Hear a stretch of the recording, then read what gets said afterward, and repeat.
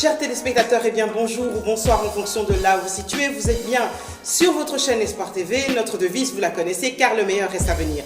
Le meilleur reste à venir parce que le Seigneur, au travers de Jérémie 29:11, nous promet des projets de paix et non de malheur, un avenir et de l'espérance. Alors moi, je vous souhaite pour cette fin d'année qui est en train de se terminer tout le meilleur à venir.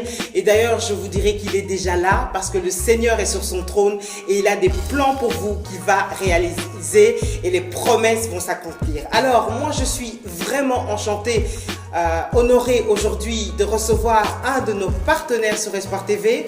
Depuis le début, il est avec nous, il soutient la chaîne. Nous avons le pasteur Michael Dopia qui nous vient de la Guadeloupe, l'église Le Véritable. Et dans cette émission Rencontre avec, nous allons un peu parler de la vision, du message et de la mission que le Seigneur lui a donnée au travers de son ministère. Homme de Dieu, bonjour. Bonjour. Bienvenue en Belgique. Merci. Comment allez-vous? Très bien, par la grâce de Dieu. En tout cas, merci. Je sais que vous avez un programme serré et tout de même, vous nous avez permis de pouvoir vous recevoir sur ce plateau. Merci de nous accorder ce temps. Merci aussi pour le soutien depuis le départ, avec vos prédications merveilleuses, vos messages très enrichissants et édifiants qui passent sur Espoir TV depuis bientôt 3 ans. Tout à fait. C'est bientôt 3 ans. Tout à fait. Alors, je vais d'abord vous demander de vous présenter. Alors, le pasteur Michael Dopia, vu par lui-même, dites-nous, ça donne quoi? Dites-nous. Ok, donc moi je suis le pasteur Michael Dopia, donc effectivement je viens de la Guadeloupe, comme on l'a dit. Donc on est basé sur la région bastérienne en Guadeloupe, parce que vous savez, c'est l'île du Papillon, donc il y a une partie qui est la Basse-Terre, une partie qui est la Grande Terre. Et donc, moi, je viens de la Basse-Terre, en fin de compte. Donc, on est situé sur la commune de Saint-Claude, précisément, voilà, donc en région bastérienne. Et donc, voilà, donc, je suis marié, j'ai 3 enfants, 2 filles et un garçon, voilà. Et effectivement, je suis de passage là sur Paris, la Belgique, voilà, on était à Amiens il n'y a pas longtemps aussi.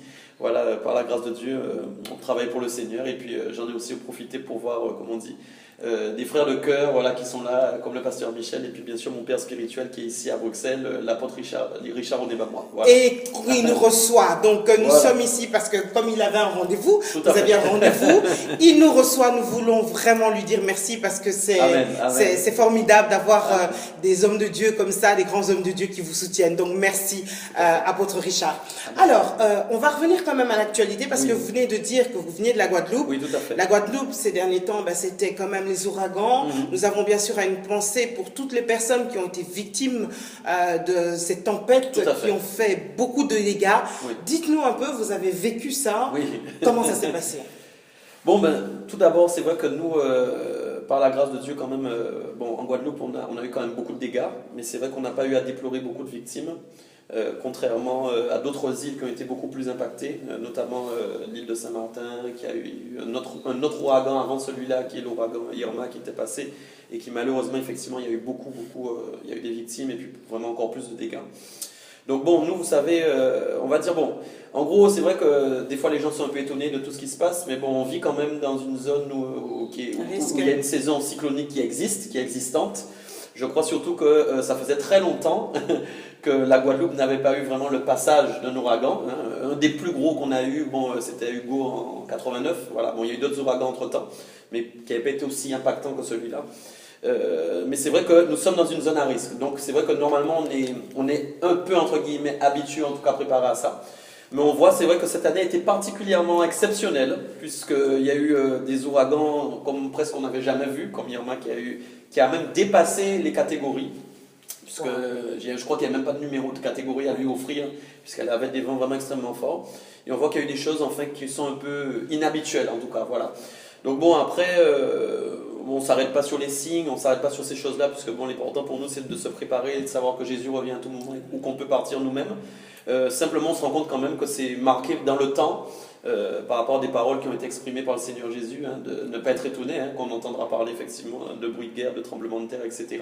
Je crois que ça entre dans ce cadre, et puis je crois aussi que la terre est malade, voilà, et qu'on subit les conséquences tout simplement du péché, puisqu'il y a un dérèglement sur la terre, sur la création, on le sait, et le péché a des conséquences, et donc forcément nous sommes dans ce temps de conséquences, et malheureusement je ne pense pas que les choses iront en s'arrangeant à ce niveau-là. Bon. Comment on réagit quand on est face à une nature qui se déchaîne Oui. et qu'on ne contrôle absolument pas? Comment ça se passe au quotidien? On fait quoi? On prie? On essaie de vivre normalement à part ça? Ou les gens sont reclus chez eux? Comment ça se passe? Donc, vous avez dit quelque chose d'essentiel. Hein. Vous avez dit quand on est confronté à des choses qu'on ne contrôle pas. C'est assez intéressant puisque justement ça nous rappelle que quand on ne contrôle pas, c'est que c'est Dieu qui doit contrôler. Donc dans ce genre de situation, on se rend compte effectivement qu'on n'a plus le contrôle sur quoi que ce soit. Et quelque part c'est un exemple aussi de vie qui devrait toujours nous rappeler que Dieu doit avoir le contrôle constamment sur notre vie. Donc de ne pas être, comme on dit, dans la peur, dans la crainte, puisque la Bible nous appelle à ne craindre que celui qui a le pouvoir de faire périr l'âme. Donc ces choses-là ne doivent pas nous faire peur. Simplement, effectivement, nous devons prier, comme on dit, effectivement, nous devons prier et surtout, je crois, nous préparer à aider ceux qui en ont besoin. Parce que vous savez, je crois que dans toutes ces situations, il y a une part de gloire de Dieu qui est cachée quelque part. Parce que je pense vraiment que dans toutes ces situations de détresse, dans toutes ces difficultés, si on est bien à l'écoute du Saint-Esprit, on va se rendre compte qu'on a des moyens d'aller vers ceux qui sont dans le besoin.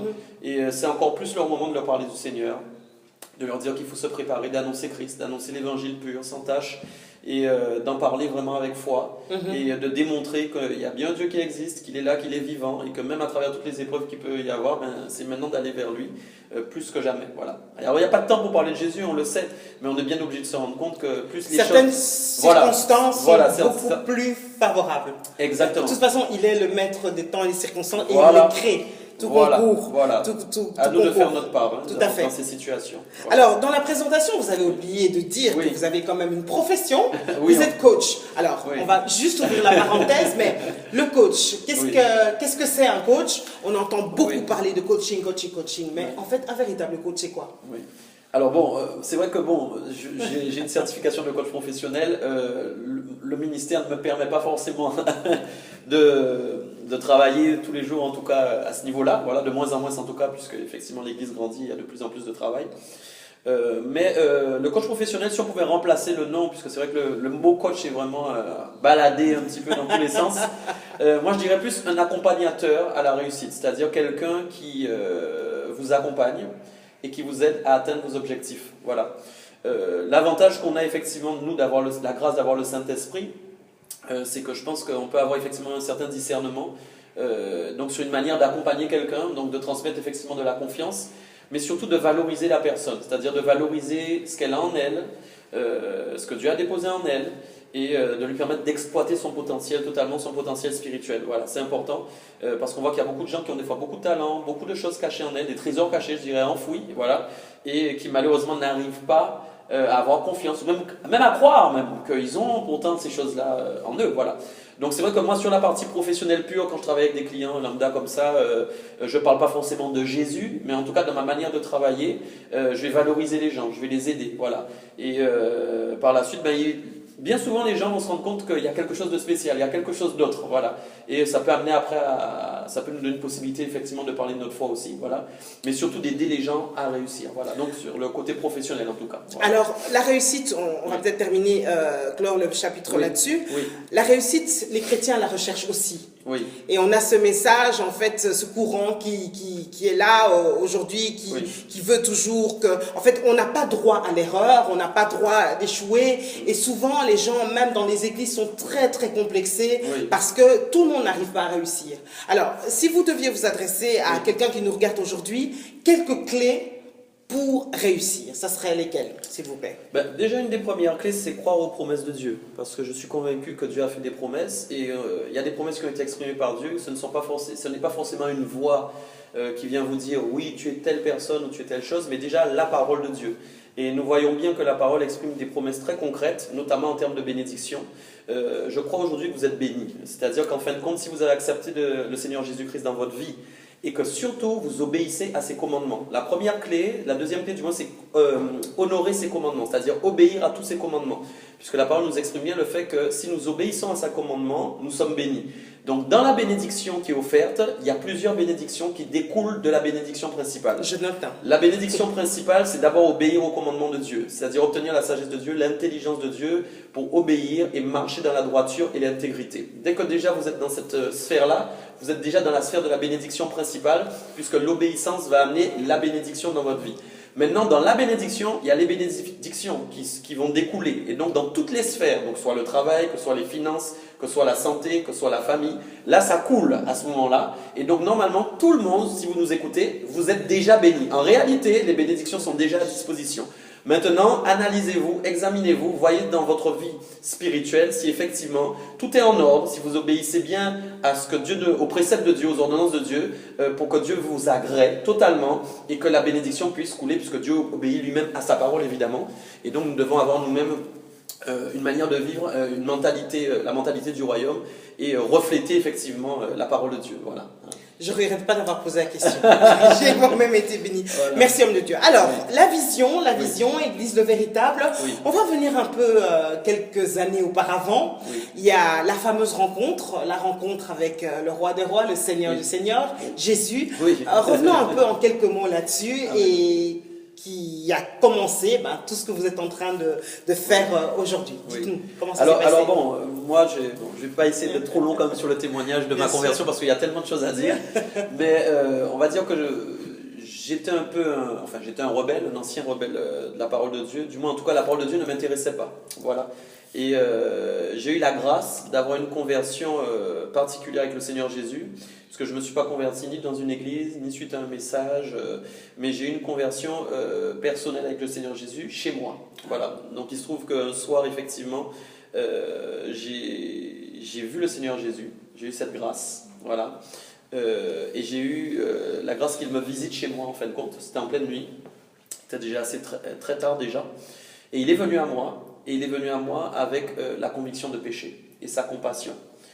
J'ai vu cette lumière, j'ai eu la grâce de voir une grande lumière, d'avoir une description que je ne pourrais pas donner précisément en tout cas, mais ce dont je me souviens principalement c'est cette grande lumière, cette atmosphère qui est venue, et j'oublierai jamais que j'ai eu un automatisme, j'ai eu ma main droite qui s'est levée vers le ciel, chose que pourtant je n'avais jamais fait. Donc, vous ne connaissez absolument pas le Seigneur. Je n'avais même pas lu la Bible. Okay. Wow. Et effectivement j'ai eu cet automatisme, ma main droite s'est levée, j'ai pleuré, et j'ai eu vraiment la conviction de péché. Et au moment donc où j'ai eu cette conviction de péché, j'ai effectivement demandé pardon au Seigneur pour tous mes péchés, automatiquement. Vous savez quel âge plus ou moins à ce moment-là? J'avais 25 ans, voilà, 25 ans, voilà, c'était en 2005. Et à ce moment-là, j'ai entendu vraiment, tu marcheras sur les nations, voilà, tu es mon serviteur, j'ai eu cette grâce-là. Et suite à ça, pendant une semaine, je ne sais plus si c'est une semaine ou deux, mais en tout cas une dizaine de jours sont passés, je suis resté dans la présence de Dieu. Et j'ai expérimenté des choses que je n'avais jamais lues au préalable dans la Bible. Alors notamment, j'ai jeûné. Pendant 3 jours, j'ai eu la conviction qu'il fallait jeûner. C'est incroyable ça. Oui, j'ai jeûné. Wow. Et suite à ce jeûne, le Saint-Esprit est descendu. J'ai été baptisé du Saint-Esprit. J'ai parlé en langue chez moi. J'ai eu des délivrances automatiques chez moi. Et le Saint-Esprit... Sans pasteur, sans personne, sans connaître rien de... Non, sans personne. Wow. Voilà, alors, et par la suite, donc, j'ai effectivement fait un ménage chez moi. Le Saint-Esprit m'a conduit à jeter beaucoup de choses que j'avais chez moi, des CD, des films, enfin, il y a eu un grand ménage qui a été effectué. Wow. Et je suis resté là, j'ai commencé à le louer parce que c'est vrai que je chantais beaucoup. En fait, dans le monde, je voulais avoir une carrière de chanteur. Donc, j'ai été dans la musique pendant très longtemps. Et donc automatiquement, j'ai eu ce transfert, j'ai commencé à louer Dieu, voilà, j'avais ma guitare à louer Dieu chez moi, à l'adorer et à écrire des chants. Très rapidement comme ça, j'ai commencé à écrire des chants. Et puis quand ça s'est terminé, cette dizaine de jours, j'ai eu la conviction qu'il fallait que j'aille dans une église. Voilà. Donc il y avait, je me rappelle à l'époque, une assemblée de Dieu qui était proche de chez moi. À cette époque-là, ma sœur y allait. Donc je me suis dit, j'ai pas cherché à comprendre, j'ai dit écoute, j'ai la conviction qu'il faut que j'aille dans une communauté. J'y suis allé, et là je suis arrivé, ils se sont presque demandé mais d'où il débarque, d'où il sort, parce que j'ai demandé mon baptême tout de suite. Et à cette époque-là, ils m'ont dit ah non, le baptême c'est pas comme ça, il faut prendre des cours de baptême, enfin bon. Et là j'ai dit mais c'est quoi ces histoires de cours de baptême? Moi je veux mon baptême, Et je les ai tellement harcelés qu'ils m'ont donné, j'ai eu mon baptême avant l'heure. Ils ont fini par craquer, ils ont dit celui-là on n'en peut plus, allez, il va passer par les eaux du baptême parce que... La première Bible? Voilà. Et je l'ai ouverte tout de suite. La fameuse Bible qui était chez moi, qui, entre guillemets, ma mère m'avait offert avec une tonne de poussière et qu'elle me disait il faut lire, il faut lire, il faut lire. Mais j'ai lu ouverte. Wow. Et ce qui est extraordinaire, c'est que ce que j'ai vécu, c'est vrai que j'ai été vraiment dans une confirmation de la parole extraordinaire. Parce que j'ai vécu des choses avant de les découvrir. Ouais. Et ça, c'est extraordinaire.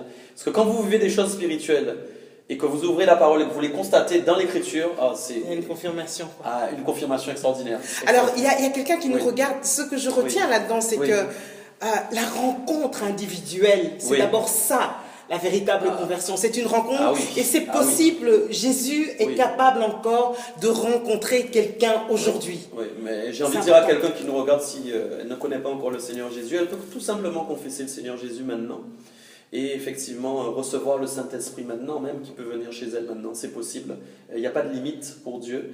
Si vraiment il y a quelqu'un qui sent dans son cœur qu'elle ne veut plus de cette vie de péché dans sa vie, qu'elle veut vraiment se repentir, qu'elle sent qu'elle en a assez, qu'elle veut le Seigneur Jésus de tout son cœur, c'est possible. Et même s'il y a quelqu'un qui nous regarde aussi, qui aurait abandonné, qui aurait rétrogradé, qui n'a plus d'espoir, je lui dis, il y a de l'espoir aujourd'hui, c'est encore possible.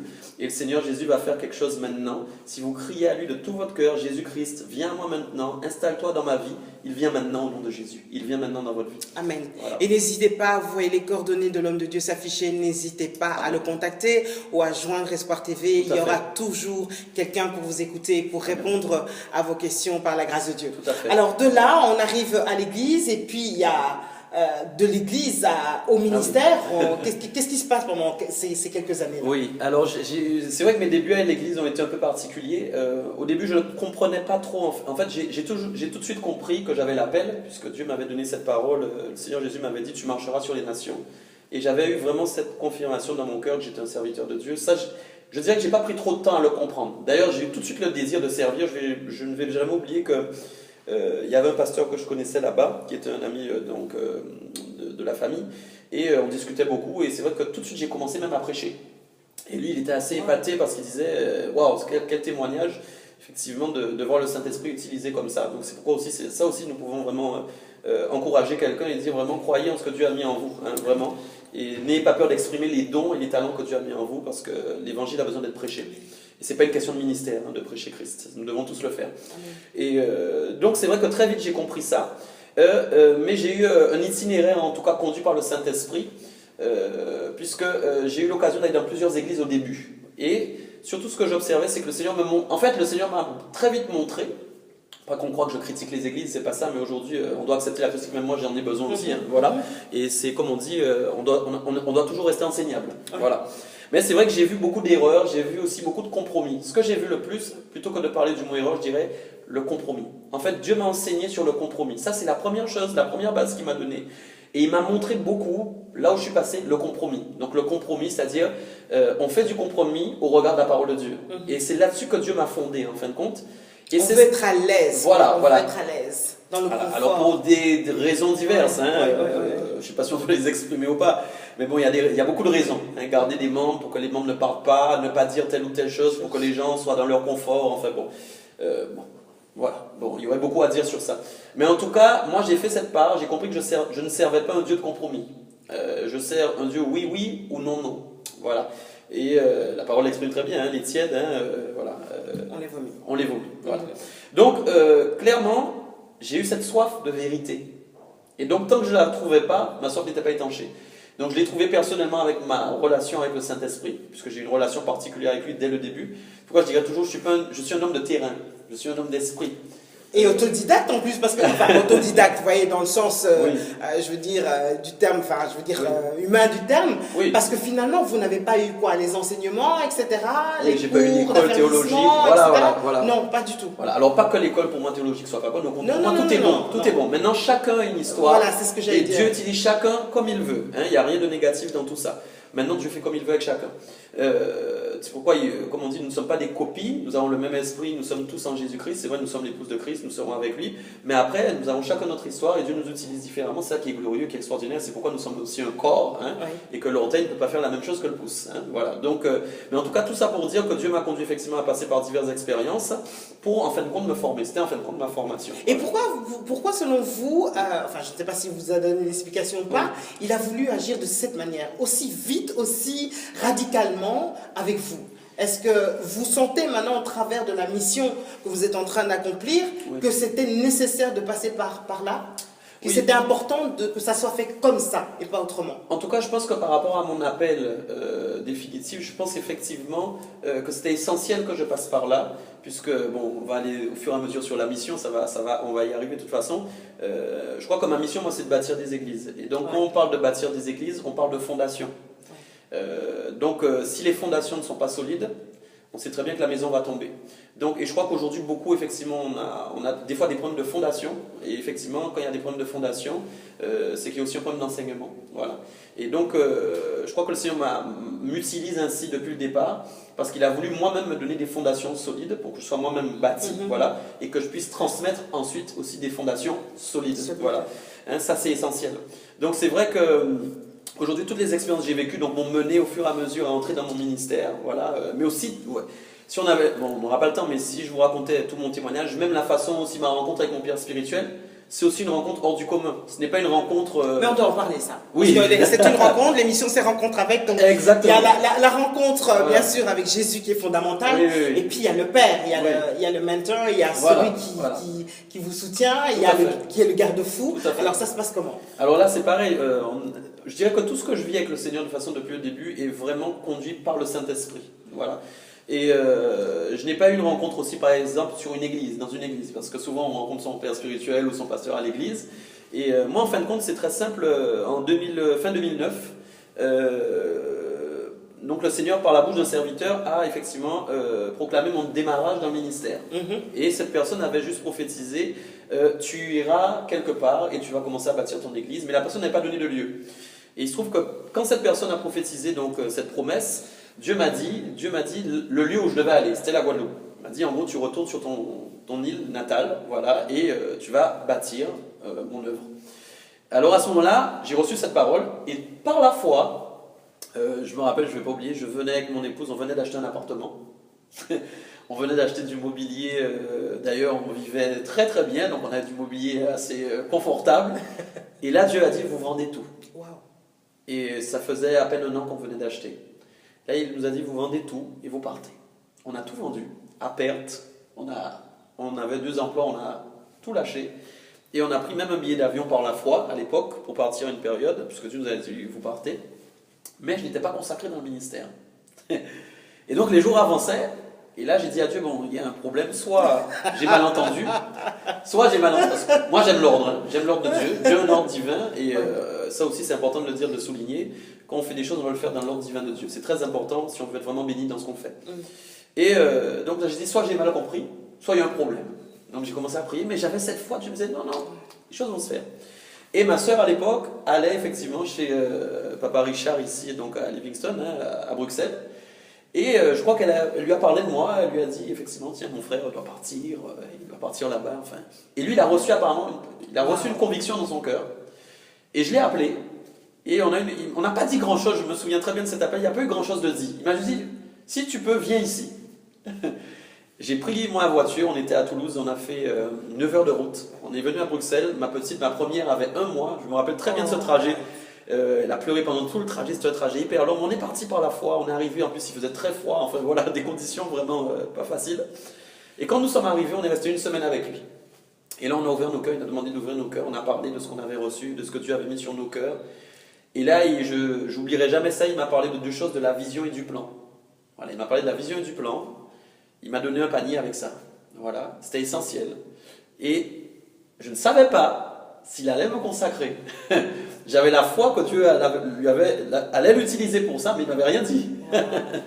Et le dernier jour où on devait partir, donc le dimanche, voilà, il a dit, là maintenant, je vais vous consacrer dans le ministère. Wow. Voilà, et il a fait la consécration dans le ministère pastoral à ce moment-là. Et donc je suis parti en Guadeloupe, quelques jours après, dans l'ordre de Dieu. Voilà. Alors, vous avez dit, on a reçu. Oui. Alors, parce que c'est important qu'on ait un couple aussi. Oui, et souvent, c'est là où le bas blesse parfois, c'est qu'un reçoit et l'autre pas. Oui. Et souvent, on se dit quoi? On doit tout lâcher comme ça. C'est très difficile, surtout parfois quand c'est une épouse. Alors, comment ça s'est passé? Est-ce que vous avez reçu en même temps? Ou bien est-ce que vous avez reçu d'abord et vous en avez parlé à votre épouse et puis ça s'est passé comment? Non, en fin de compte, on était toujours ensemble quand on a reçu les directions. Okay. Donc ça a toujours été ensemble. Donc quand on a pris la décision de partir aussi, c'était ensemble. Voilà. Bon, mon épouse au départ c'était un peu plus facile pour elle parce qu'elle avait hâte de rentrer en Guadeloupe.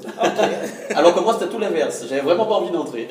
D'ailleurs, je me rappelle très bien que quand tu m'as dit ça en Guadeloupe, j'ai dit oh non Seigneur. J'étais très content pour l'appel, mais après j'ai dit Seigneur pas la Guadeloupe. Et pourtant c'est mon île natale, mais c'est vrai que j'étais très bien en Europe. J'étais un peu devenu un Européen comme on dit. J'avais pas trop envie d'entrer. Mais voilà. Donc après nous on a vraiment reçu les directives ensemble. Effectivement, quand l'apôtre Richard a fait la consécration, donc moi il m'a consacré dans le ministère pastoral, mon épouse n'était pas encore consacrée dans le ministère pastoral à ce moment-là, mais en tout cas il a prié pour elle, nous sommes entrés ensemble en tout cas, voilà, pour travailler ensemble. Voilà. Il y a peut-être des serviteurs qui nous regardent et qui se disent oui mais moi par exemple j'ai reçu l'appel mais mon épouse n'accepte pas ou vice versa, des servantes qui disent oui mais mon époux n'accepte pas, qu'est-ce que vous aimeriez leur dire pour les encourager? Ah ben, je crois que l'encouragement que je peux donner principalement c'est déjà d'avoir la foi et de ne pas relâcher dans la prière et l'intercession. Parce que justement on parlait d'ordre, comme Dieu est un Dieu d'ordre, c'est qu'il a prévu à un moment de toute façon de toucher, d'intervenir, de toucher le cœur de l'épouse ou de l'époux. Et donc quelque chose se fera, de toute façon c'est obligatoire. C'est une promesse de Dieu aussi ça je crois. Et il le fera, il le fera. Donc vraiment garder la foi, les yeux fixés sur les promesses de Dieu, continuer de prier jusqu'à l'accomplissement. Jusqu'à l'accomplissement. Après la patience est une vertu et Dieu nous travaille beaucoup sur la patience. Je crois que c'est surtout patienter, aimer et attendre. Voilà. Alors, on en arrive au retour, Oui. au retour avec le message maintenant. Donc, la mission commence Oui. avec l'Église. Bon, un Oui. retour qui n'est pas toujours facile au bercail, Oui, comme tout vous à dites. fait. On Oui. repart, on part sans Christ et on revient, Oui. comme vous avez dit tout à l'heure, Oui. on revient avec non seulement chrétien mais Mais en plus pasteur. pasteur, tout à fait. Ça se passe comment et comment se passent les premiers pas de la mission? Donc là, on va commencer à parler de la mission en elle-même. Bien sûr, donc pas évident du tout, puisque bon, c'est vrai que personne ne me connaissait déjà en tant que chrétien, alors encore moins en tant que pasteur. Donc c'est vrai que j'ai eu. Et pas marié non plus. Oui, oui, oui. En Mais, plus. ça, mais bon, je crois que ça, c'est pas ce qui a dérangé le plus, je pense que c'est surtout le pasteur, quoi, voilà. Donc c'est vrai que j'ai beaucoup de difficultés, je dirais beaucoup d'attaques sur beaucoup de paroles. Mais bon, je vais dire, ce sont des choses qui ne m'ont jamais vraiment atteint. Je crois que Dieu m'avait déjà préparé à ça. Vous savez, comme on dit, hein, la provision suit la vision. Hein. Donc Dieu nous équipe, Dieu nous prépare, hein, Dieu ne nous amène pas comme ça. Je crois que c'est très important aussi de rappeler, ne pas être trop pressé et d'entrer toujours aussi dans l'appel de Dieu, autant voulu, autant marqué de Dieu, pour ne pas effectivement brûler les étapes et se retrouver dans des situations qu'on n'est pas capable de surmonter. Dieu nous équipe pour surmonter les choses. Ça ne veut pas dire ça ne nous fait rien, c'est pas ça du tout. Mais on arrive à surmonter les choses parce que Dieu est là, il est présent, il est avec nous. Hein. Et effectivement, donc, quand je suis arrivé, c'est vrai qu'il y a eu beaucoup, j'étais un peu un inconnu, mais ça ne m'a pas desservi, au contraire, ça m'a aidé parce que Dieu cherche toujours à se glorifier à un moment ou à un autre, et un jour, sachez qu'il confondra toujours, parce qu'il démontrera qu'il est avec nous, voilà. Donc au début, d'ailleurs l'apôtre avait dit une parole très intéressante, il avait dit on ne doit pas mépriser les petits commencements. Et ça, voilà, j'encourage tous les petits commencements à croire qu'ils seront un jour, voilà, une grande conclusion. Voilà, ils seront un jour une grande conclusion. Donc, et c'est ce que Dieu a fait d'ailleurs à travers mon ministère depuis que je suis là-bas, puisque c'est vrai qu'on a commencé, nous étions dans une petite maison, 3-4 personnes, et c'est resté très longtemps petit, hein, voilà. Mais on faisait le travail de Dieu dans la foi, hein, avec la vision de Dieu, la vision que Dieu avait donnée. Et c'est vrai que l'Église a grandi au fil des années, l'Église a 7 ans aujourd'hui.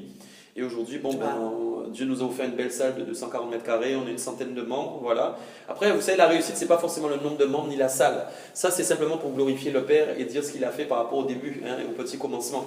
Après, ce qui compte, c'est aussi la qualité de notre travail, je crois, et vraiment notre intégrité par rapport à ça. Alors, par rapport à ça, j'aimerais quand même témoigner, parce que je suis vraiment, comment dire, j'ai vu ça, la manière dont la salle, vous l'avez eue, parce que on s'est parlé, et vous étiez, voilà, c'était un sujet de foi, vous m'avez dit, ok, nous sommes en train de prier pour la salle, il y a quelques mois en fait, hein. C'était en février 2017. C'était en février 2017, tout à fait. Et vous m'avez dit, en tout cas, mettez ça dans les prières, parce que nous sommes en train de... Et puis quoi, quelques semaines après, il y a ça s'est décanté, oui. Alors il y a un grand témoignage là-dessus aussi, et d'ailleurs il y a aussi une clé spirituelle à travers ça pour ceux qui nous regardent, parce que en fin de compte, 2 ans avant, je crois que c'est environ 2 années, un matin, Dieu me dit tu prends ta voiture et tu vas à tel endroit, il y a une salle qui t'attend. J'ai pris ma voiture, j'y suis allé, et là effectivement je suis tombé sur un grand bâtiment qui était en construction à l'époque, et le propriétaire était sur place. Et je me rappelle, il a mis une échelle pour que je monte parce qu'il était à l'étage, puisque c'est un bâtiment sur 3 niveaux. On est monté et on a parlé que de Dieu. Je crois que je suis resté au moins 1 heure avec lui, il a quand même confessé le Seigneur ce jour-là. Et je lui ai dit clairement pourquoi j'étais là. Et puis bon, Il ne m'a pas donné un oui, mais il m'a dit on verra. Le bâtiment est en construction, il était presque fini, mais bon, voilà. Puis 2 ans se sont écoulés. Et là, il y a vraiment une clé, vraiment un apprentissage aussi, un enseignement avec ça. C'est quand, en fin de compte, toutes les choses vous montrent que vous n'allez pas y arriver et qu'on essaie de vous faire changer, en fin de compte, de chemin par rapport à une promesse que Dieu vous a donnée. Le peuple juif, enfin le peuple hébreu, quand ils sont sortis d'Égypte, ont beaucoup connu ça. Ils ont eu certaines bénédictions, mais alors qu'il y avait de plus grandes bénédictions qui les attendaient plus loin. Voilà. C'est pourquoi il ne faut pas forcer les choses, il faut toujours rester attaché à la vision, aux promesses de Dieu. Très important. Et je me rappelle qu'entre-temps, dans ces 2 ans, les choses bougeaient, c'était difficile pour nous. On était très oppressés par rapport à ce sujet de salle, à tel point qu'au dernier moment, on allait se retrouver dehors, carrément. On allait se retrouver vraiment, on était dans un hôtel, l'hôtel devait fermer, il y avait vraiment un timing, il y avait une date, on n'avait plus rien. Et j'avais été voir une autre salle, je m'en souviens très bien, qui était disponible, qui ne bougeait pas, qui était beaucoup plus petite, qui faisait même pas la moitié de la salle que nous avons maintenant, et qui avait énormément de travaux. Et j'avais regardé cette salle, j'avais dit, bon... si en attendant quoi? Et Dieu a dit non. D'ailleurs, le pasteur Michel Mouyembe était venu à cette époque-là, et il m'avait dit, non, c'est pas ça, tu ne prendras pas ça. Et j'ai dit, non Seigneur, j'ai laissé tomber. J'aurais pu prendre cette salle. Je vous assure, j'aurais pu la prendre. Parce que les événements m'oppressaient, les situations, l'environnement est en train de dire, mais non, voilà. Et c'est là où il faut rester dans la foi. Et donc j'ai laissé tomber, par la foi, j'ai laissé tomber, et je suis revenu vers ce que Dieu m'avait montré il y a 2 ans. Et là, à ce moment-là, quand on a commencé à revoir le propriétaire, il y a eu des discussions, mais c'était pas facile, il y a eu beaucoup de choses. Et je me rappelle qu'à ce moment-là, on a dit, maintenant on va aller imposer les mains sur les murs. Et on va déclarer que c'est à nous. Donc on allait en pleine nuit, on imposait les mains sur les murs, et on déclarait que c'était à nous. Et effectivement, quelques jours après, quelques semaines après, le propriétaire ne devait même pas louer cette salle à la base. C'était une salle qui n'était même pas louée. C'est un entrepôt. Il est Dieu. Et il a dit, ok, c'est pour vous. Alors évidemment, vous racontez ça maintenant, ça a l'air facile. Ah oui, non, et mais pourtant, tout à fait. Beaucoup de. Il y a eu beaucoup de luttes, hein. Oui, il y a eu beaucoup de luttes pour l'avoir, tout à fait. Beaucoup de pleurs. Oui. La marche n'est pas facile, mais qu'est-ce qui fait que finalement on résiste et finalement on arrive au bout, selon vous?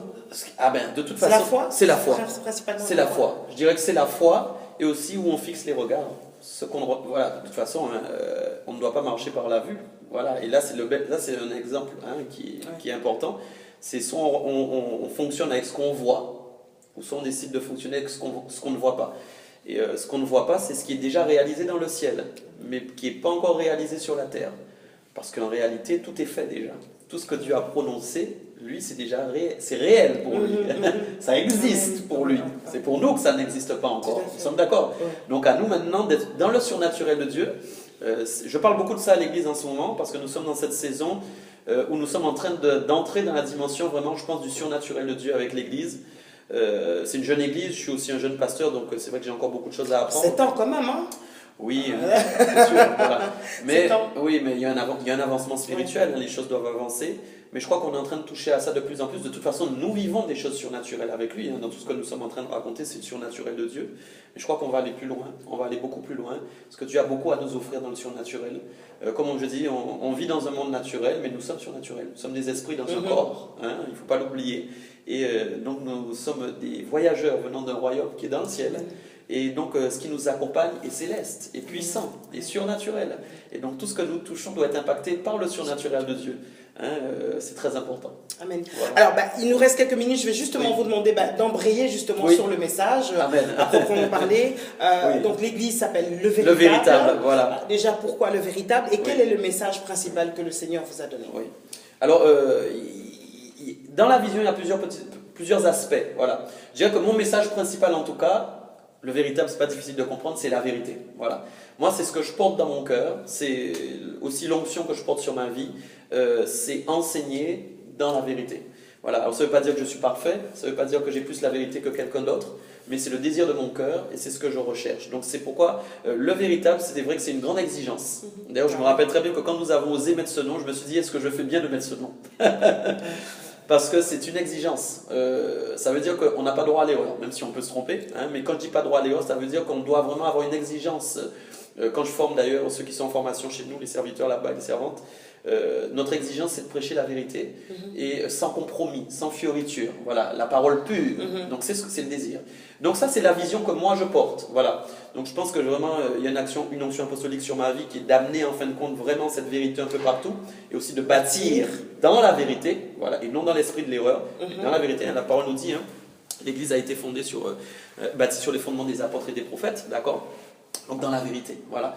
Maintenant, l'église locale, mais j'irai plus aussi sur le territoire, voilà, puisque moi je n'appelle vraiment pour la Caraïbe. Moi je porte la Caraïbe sur mon cœur, je dirais l'Amérique du Sud. C'est vraiment là que Dieu veut m'envoyer, je le crois, et ça commence par la Guadeloupe, et je sais que les choses vont avancer. Aujourd'hui, clairement, la vision de l'église, le véritable, c'est une génération se lève pour témoigner de la lumière et de la vérité sur la terre. Je veux travailler sur le plan générationnel. C'est ce qui compte pour moi, c'est ce que Dieu a mis sur mon cœur. Nous avons à l'église des enfants, nous avons à l'église des adolescents, et je crois vraiment que c'est eux qui vont amener ce réveil. Et donc notre travail, c'est de les aider à entrer vraiment dans cet appel très tôt, pas sur le plan religieux, mais qu'ils aient vraiment une rencontre avec le Saint-Esprit, avec Jésus, pour être réellement convertis, et que les prophéties qui ont été données en Joël notamment, on connaîtrait même vos fils, vos filles, etc., que ça s'accomplisse sur la terre, en tout cas sur ce territoire, et qu'il y ait un vrai réveil. Par rapport à ça, excusez-moi de vous interrompre, mais il est dit justement que dans les Caraïbes, dans les Antilles, la difficulté c'est que les gens sont très ancrés avec les traditions, et que souvent il y a un problème de mélange en fait. On est dans l'évangile, comme on dit souvent, on est à l'évangile, mais on a encore certaines traditions qu'on garde. Est-ce que c'est une réalité? C'est une réalité, et puis je dirais que sur bon, après on dit en Guadeloupe, dans la Caraïbe, mais bon, je crois que la religion est très installée, très forte, et domine beaucoup, l'aspect religieux. C'est pourquoi j'appuie sur ça, c'est pourquoi on a des enfants. Moi en tout cas j'essaie de fonctionner comme ça avec mes enfants. C'est pas parce qu'on va à l'église que ça veut dire que oui, tout va bien et que demain ils vont faire comme nous. C'est pourquoi moi je crois que vraiment on doit travailler pour qu'ils rencontrent Jésus. Voilà, qu'ils aient vraiment une conversion authentique, pas sur l'aspect religieux, mais sur l'aspect vraiment, j'ai une rencontre divine avec le Saint-Esprit, j'ai rencontré Jésus et je suis réellement converti, j'ai compris que ma vie doit changer en fin de compte, voilà. Et on doit leur transmettre ça, pas la religion, voilà, pas oui, tu dois venir à l'église à 10h, à chaque culte, bon, non, ça, c'est une relation, ça, c'est une vie. Ça, c'est eux qui doivent avoir envie, ça c'est le Saint-Esprit qui doit les convaincre que c'est comme ça. C'est aussi le Saint-Esprit qui doit les convaincre à un moment qu'ils doivent faire telle chose ou pas. Ça ne veut pas dire que nous ne les enseignons pas sur ce qu'ils doivent faire ou ne pas faire, mais notre prière, c'est qu'ils soient touchés réellement, qu'ils côtoient la présence de Dieu. C'est pourquoi nous, notre travail, c'est d'aller de plus en plus loin aussi dans le fait d'entrer dans cette dimension du surnaturel, comme je disais, que l'onction de Dieu soit manifestée de plus en plus puissamment, parce que si l'onction de Dieu est quelque part, elle touchera tous ceux qui sont là, les enfants, les adolescents, tous ceux qui viennent, et ils pourront vivre des choses exceptionnelles. C'est pourquoi là, je démarre d'ailleurs... On ne peut pas tout faire quand une église est jeune, mais là surtout qu'on n'a pas encore tout en termes de logistique, les choses se font petit à petit. Mais là je travaille actuellement en tout cas sur le culte des ados, le culte des jeunes et bientôt le culte des enfants qui va démarrer. Là on démarre là-dessus en ce moment, parce que je veux qu'ils aient leur moment de culte, je veux qu'ils aient leur moment de partage à eux, leur moment de louange à eux et qu'ils côtoient eux-mêmes la présence de Dieu. Voilà. Donc une génération doit se lever, en tout cas pour la Guadeloupe, c'est ce que je porte pour la Guadeloupe, et je crois réellement que cette vision-là va s'accomplir, puisque nous travaillons pour. Et la deuxième chose à travers la vision, c'est bien sûr l'évangélisation, puisque sans évangélisation, il ne peut pas y avoir d'impact. Je trouve qu'on n'impacte pas assez, et je le dis autant pour moi que pour les autres, c'est pas pour moi, pour les autres seulement, mais pour moi aussi. Donc en ce moment, notre saison, je suis en train de vraiment préparer l'Église à aller parler de Jésus dans les rues, mais encore une fois sans fioriture, avec un langage spirituel. Voilà, je ne suis pas en fait pour... allez, on va essayer de faire comme le monde pour parler de Jésus. Voilà. Je crois que là, il faut parler de Jésus. Il faut manifester les signes, les prodiges qui accompagnent l'évangélisation, c'est-à-dire prier pour les malades, croire qu'ils vont être guéris, chasser les démons, parce que nous avons l'autorité, et nous devons le faire dans les rues. Voilà. Amen. Alors voilà, c'est une bonne conclusion. Je vais quand même vous demander peut-être de terminer en encourageant, là je reparle au coach, encourageant quelqu'un qui nous regarde, un serviteur ou un simple frère, une simple sœur, qui se dit oui mais j'ai l'impression que je ne sais pas ce que je dois faire pour le Seigneur et pourtant je sens que ça brûle en moi. Qu'est-ce que vous pourriez dire à cette période-là, pour conclure s'il vous plaît? Alors ce que je pourrais dire à quelqu'un aujourd'hui, c'est qu'effectivement la Bible déjà qu'il y a beaucoup de désirs dans le cœur de l'homme, mais que ce sont seulement les desseins de Dieu qui s'accomplissent. Donc ça veut dire que dans votre cœur, il y a les desseins de Dieu. Ça, c'est une assurance. Vous pouvez avoir l'assurance que dans votre cœur, les desseins de Dieu sont là, ils sont préparés. Donc maintenant, la chose qui est la plus importante, c'est effectivement d'entrer dans sa présence. Nous rappelons de quelque chose, c'est une clé que j'ai donnée il n'y a pas longtemps à l'église. J'aimerais vous la donner aussi aujourd'hui. Quand Moïse a reçu la vision de la construction du tabernacle, il est montré sur le mont Sinaï, mais la Bible nous explique qu'il y a deux éléments très importants. La présence de Dieu était là, sur le mont, mais elle s'est reposée en fin de compte sur ce lieu, d'accord ? Et Dieu était là pendant ces 7 jours. Et la Bible nous dit qu'au bout du 7e jour, effectivement, Moïse est entré maintenant vraiment pleinement dans la nuée, et il a reçu les directives pour obtenir à ce moment-là les plans, en tout cas pour construire le tabernacle. Donc ça veut dire que Dieu dépose dans nos cœurs des desseins, mais il y a un plan pour que les desseins puissent s'accomplir. La clé pour obtenir les desseins, c'est qu'il faut que vous soyez recouverts de la présence de Dieu et que la présence de Dieu repose sur vous. Recouvrir, ça veut dire qu'elle est venue sur vous, et reposer, ça veut dire qu'elle reste. C'est deux dimensions très importantes. Quand ces deux dimensions sont dans votre vie, ça veut dire que vous êtes entré dans la consécration. Ça veut dire que vous êtes quelqu'un, vous allez prendre du temps pour prier régulièrement, pour méditer, pour bâtir, comme je disais, un péniel, un Bethel, c'est-à-dire un lieu où la présence de Dieu vient se manifester. Quand vous êtes en prière, il vous connaît, il sait que vous êtes là. À ce moment-là, la présence de Dieu vous recouvre, vous allez recevoir à ce moment-là le plan quand vous priez, vous allez demander à Dieu le plan, savoir comment agir, où vous devez aller, qui vous devez côtoyer, comment vous devez faire. Dieu va vous révéler au fur et à mesure. Ce sera instantané dans votre esprit. Voilà, ce ne sont pas forcément des signes. C'est dans le cœur que les choses se dessinent. C'est dans le cœur. Vous savez que vous devez le faire. C'est naturel parce que l'Esprit de Dieu va vous donner la conviction, l'esprit de conviction. Je veux aussi vous dire que quand il y a de la crainte, quand il y a du doute, c'est que ce n'est pas Dieu. Dieu n'amènera jamais la crainte, Dieu n'amènera jamais le doute, mais Dieu amènera toujours la conviction. Quand vous marcherez à ce moment-là dans les étapes de la conviction, le dessein va s'accomplir et au fur et à mesure, vous allez avancer en fin de compte dans la vision de Dieu et à ce moment-là, vous allez entrer pleinement dans la vision parfaite de Dieu et les choses vont commencer à se manifester pour vous. Voilà. En tout cas, je vous encourage à ça. Pasteur Michael Dopia, merci énormément. Merci. Écoutez, moi-même, je suis béni, je note. Amen. Je vais en tout cas revisionner cette émission plusieurs fois parce que je pense qu'il y a les bases. Il y a les bases. Amen. Merci, il y a les bases et je pense que le fait que vous avez eu ce début dans une présence intense dans le Seigneur, ben ça vous permet aujourd'hui de nous communiquer cela et de l'importance de demeurer dans cette présence finalement. Tout à fait. Parce qu'on est occupé à beaucoup de choses, mais je pense qu'il faut revenir à l'essentiel, c'est de rester dans la présence de Dieu et d'écouter ses instructions. Nous vivons la nouvelle alliance. Tout à fait. Je disais, c'est dommage de côtoyer le passager, alors que nous avons droit au permanent. Tout à fait. En tout cas, nos salutations à votre tendre épouse, merci, à vos enfants, à l'église, en espérant de vous revoir très très bientôt, peut-être là-bas. Hein. Oui, amen. Au soleil. Oui, tout à fait. Et merci beaucoup. Donc, c'est moi qui vous remercie. Je suis très heureux d'avoir été avec vous, vraiment d'avoir partagé ce moment.